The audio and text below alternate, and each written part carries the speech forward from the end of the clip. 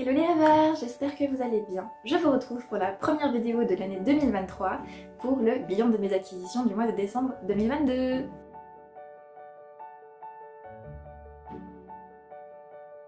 Alors laissez-moi d'abord vous présenter mes meilleurs vœux pour cette année 2023 qui commence. Je vous souhaite bien évidemment d'excellentes lectures, mais aussi de la paix dans vos cœurs et autour de vous. Je vous souhaite de la joie, je vous souhaite de l'amour, je vous souhaite vraiment de la sérénité. Que cette année soit douce et belle, que voilà, nous sachions trouver de la joie même dans les épreuves et que nous sachions surmonter les épreuves qui se présenteront à nous.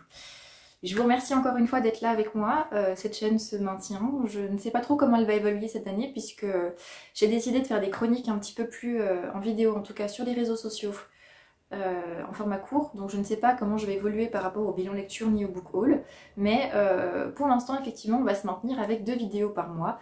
Alors n'hésitez pas à réagir aussi, à me dire ce que vous appréciez, si vous continuez à suivre ce que je fais, parce que j'ai pas forcément beaucoup de retours, donc voilà, c'est intéressant de savoir si je dois faire évoluer ma manière de faire ou pas.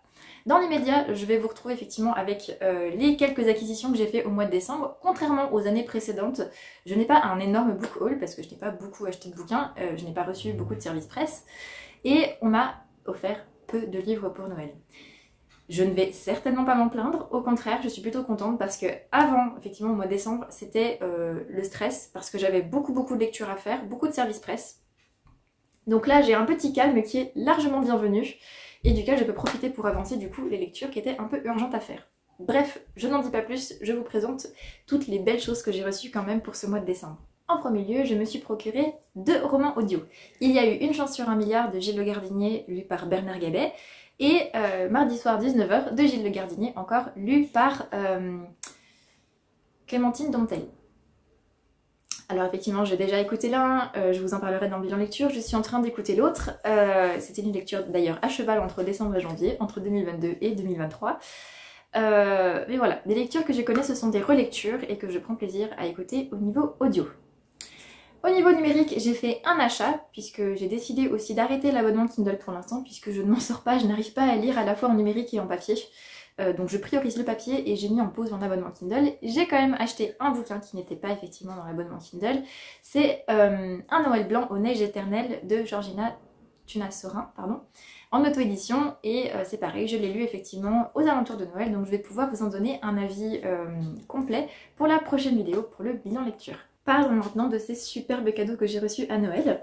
J'ai reçu juste avant Noël le colis de ma chère Aurélie de Carnet Poudré qui m'a envoyé du coup dedans Les Contes sans âge, l'édition French Flowers. Je ne sais pas, je n'ai pas d'auteur, donc je vais essayer de voir. C'est signé de la part d'Audrey, mais il y a plusieurs auteurs, effectivement. Il y a plusieurs auteurs, donc je ne peux pas tous vous les donner, on va dire que c'est un collectif.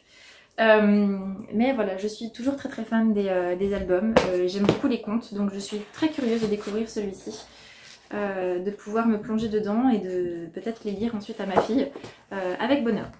Et la grosse surprise, le gros cadeau qu'elle m'a offert, Aurélie, elle me connaît vraiment bien. Vous voyez pas ce que c'est? En fait, c'est un Bible journaling. Si vous ne connaissez pas le principe, en fait, c'est une Bible dans laquelle il y a des espaces pour écrire. Ce qui fait qu'en fait, quand j'étudie la Bible, je peux faire mes réflexions dedans. Je peux écrire à côté parce que, effectivement, je pense que je vais garder en fait cette Bible, ce journal de bord, en fait, si vous voulez, pour la lecture de la Bible. Je vais le garder en même temps que ma Bible actuelle, qui est la tradition officielle liturgique chez les catholiques. Sachant qu'effectivement c'est une version protestante, donc je pense que ça sera hyper enrichissant de comparer les deux et du coup de noter ou de dessiner des choses en fait dans ce Bible journaling que je mettrai du coup en lien avec ma Bible actuelle, dans laquelle j'écris vraiment tout petit et qui commence à déborder dans tous les sens parce que voilà, je lis les textes chaque jour et je prends le temps de noter un petit peu mes réflexions dessus, mais force est de constater que quand il n'y a pas d'espace prévu pour ça, il manque de l'espace. Donc voilà, je suis vraiment hyper contente, donc merci Aurélie, c'est un cadeau de fou, je suis trop contente. Et voilà, si vous ne savez pas, c'est...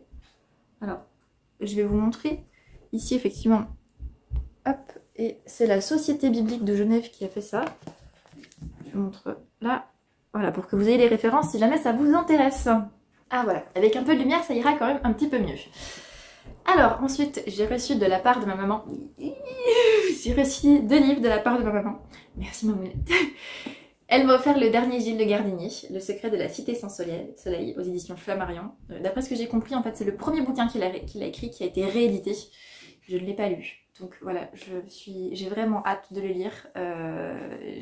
Voilà, Gilles de Gardinier quoi.